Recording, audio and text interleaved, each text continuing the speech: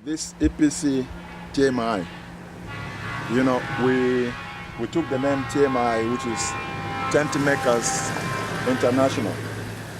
Tent Makers International is an income generating activity that we do as EPC because I'm a building engineer by profession. So I felt like, in our situation here, where we don't have much mission support or external support, we need to be self-reliant, we need to be income generating. So that's why we started this Tent Makers International, taking it from Acts of Apostles chapter 18, verse 3. Paul, Priscilla, and Aquila building up tents, selling the tents and generating income for mission. So we feel that the Tent Makers International here, if we do the building construction works, people hire us to do building. And then the money we make, the profits we make from the building works that we do. In turn, we use it to pay our pastors, pay our evangelists, and pay some of our church workers. So that is what we mean by EPC TMI. TMI is Center for Tent Makers International. So we have these two 10-tonner trucks. We use them for our building works, carrying materials, bricks, cement, and any other building material that we need to transport within our building sites. We use these trucks. Yeah. And then one of the truck there, it's the 7-tonner truck, the one you see covered there. That truck, as John Gagas came here from Abing Bible Church, and then he went and I asked him a need for another truck in addition to what I have. So they were able to raise $25,000.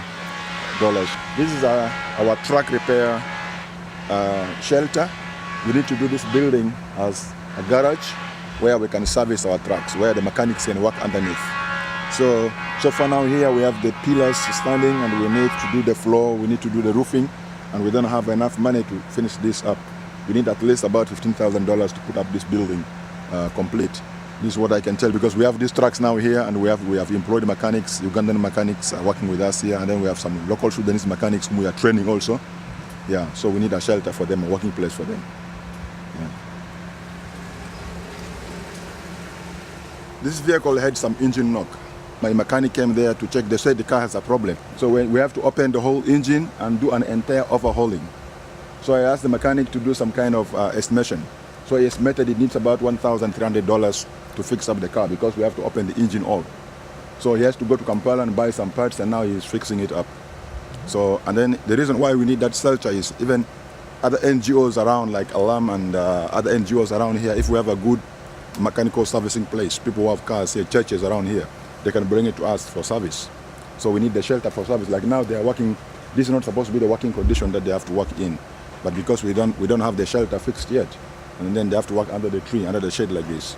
We have the mechanical section where we have employed some Ugandan mechanic, like our head mechanic there is a Ugandan, and then we bring some local Sudanese who works with him, like the other young guy there sitting with him, holding for him is a learner.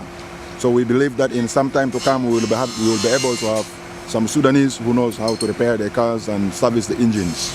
Yeah, so it is a kind of, in TMI also, we don't only generate income for our church works, we also give some training to guys who have missed education because of the war, so they have no any other way of earning a living. So if we can train them in bricklaying, to be able to build the houses, we can train them in mechanical, we can train them in driving, and we can train them in carpentry. So, like in the workshop there, when we get in there is one Kenyan who is our head machine operator here for the machines in the workshop, in the carpentry workshop. But I have also a local Sudanese working with him, who is almost now qualifying to be a full carpenter. So we believe that by getting Kenyans and Ugandans in here, and then they will earn a salary for themselves, but at the same time also we will benefit by training our own local Sudanese guys here. So there had been the mechanical section where we have the Alam Sudan Christian Leadership Institute engine being serviced, and I'm going to show you the machines for the carpentry workshop. Here we have the circular show.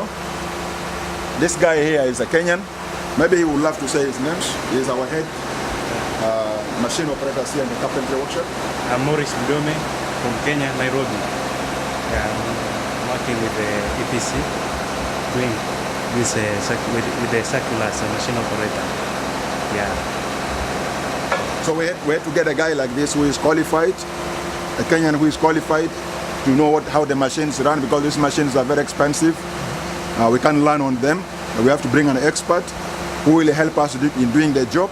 And at the same time, he will be able to train young Sudanese like Ale. Ale is a Sudanese. He is now qualifying to be a carpenter, even to handle the machines under the training of this guy.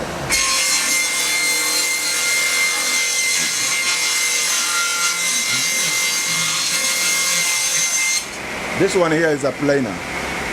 That one we call it as a circular saw, but this is a planer where they plane the stuff is smooth. And then after when they are planed, and if they want to cut them to sizes, that's when they take it to the circular saw. And then here we have the bend saw. So with that blade, they can cut any shape that they want. Yeah, so we have the planer, the circular saw, the bend saw for cutting round things. We cut the timber ourselves from the forest. We season, and then it doesn't take long to season them because we quickly need them for finishing up works.